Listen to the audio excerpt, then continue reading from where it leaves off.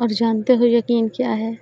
تب بھی آگے بڑھنا جب زندگی تھکا کر گرا دے، تب بھی مسکرانا جب مسکرانے کی کوئی وجہ نہ ملے، اور کہنا تو راضی تو میں بھی راضی، اس چیز کے لیے ہاتھ اٹھانا اور گڑ گڑانا جس کا ملنا ناممکن ہو۔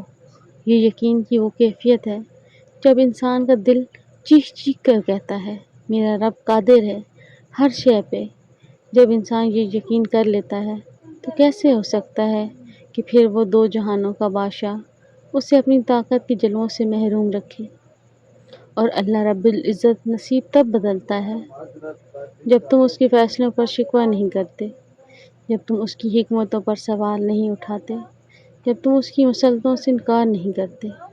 اور اس کی رضا میں راضی ہونے کا مطلب ہرگز یہ نہیں ہے کہ تم اس سے مانگنا چھوڑ دو، اس کے سامنے دامن پھیلانا بند کر دو، بلکہ اللہ رب العزت کی رضا میں راضی ہونے کا مطلب یہ ہے کہ تم اس کے فیصلوں پر شکوہ نہ کرو، اور یہ تسلیم کر لو کہ جو وہ ہوا ہے وہ بہتر ہوا ہے، اور جو نہیں ہوا اس کا بھی وقت نہیں تھا۔ اور اس بات پر یقین رکھو کہ اس نے ہر کام کا ایک وقت مقرر کر رکھا ہے، اور وہ کبھی بھی تمہیں تکلیف میں مبتلا نہیں کرے گا۔ ہاں، مانتی ہوں کہ اس کے فیصلوں کو سمجھنا مشکل ہے، لیکن ان فیصلوں کو قبول کرنا نہیں، حالات پر شکوہ نہ کرنا صبر ہے، دعا مانگنا چھوڑ دینا نہیں۔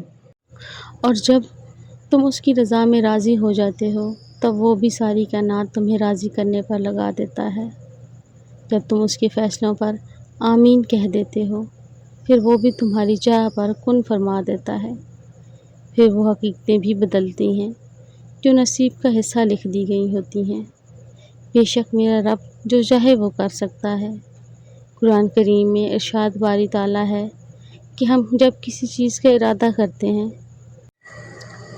تو صرف ہمارا یہ کہہ دینا ہوتا ہے کہ ہو جا، بس وہ ہو جاتی ہے۔ اللہ پاک ہماری تمام پریشانیاں دور فرمائے۔ اللہ پاک ہماری تمام حاجات بہترین بنا کر قبول منظور فرمائے۔ اللہ پاک سب کو سلامت رکھے، خوش رکھے، آباد رکھے، آمین۔